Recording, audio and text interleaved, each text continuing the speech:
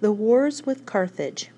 During its early history, Rome was almost always at war. Sometimes the Romans were defeated, as in 390 BC, when an invading army almost destroyed the city. More often, the Romans were victorious. Roman territory expanded until 265 BC. The Romans controlled the entire Italian peninsula. In 264 BC, Roman soldiers landed on the island of Sicily.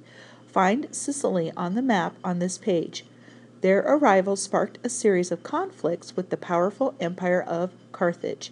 As you read, Carthage was a Phoenician city in present-day Tunisia on the north coast of Africa. Carthage controlled much of the land around the western Mediterranean, including Sicily. The Romans called the war with Carthage the First Punic War. Punic comes from the Latin word from Phoenicia. In 241 BC, after more than 20 years of bitter fighting, Carthage surrendered control of Sicily to Rome. The island then became Rome's first overseas province. After its victory, Rome seized more of the lands controlled by Carthage. Many of the Carthaginian leaders wanted revenge.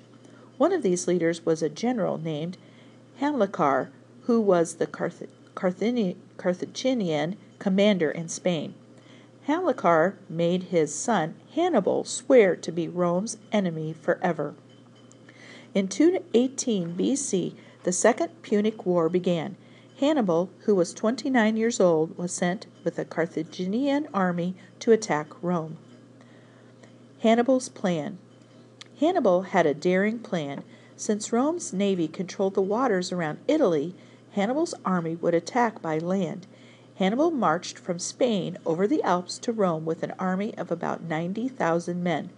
He also had trained war elephants, which frightened the Romans. Hannibal faced 1,000 miles of enemy lands. He had to hold his troops together and feed them with from the crops of the lands they crossed.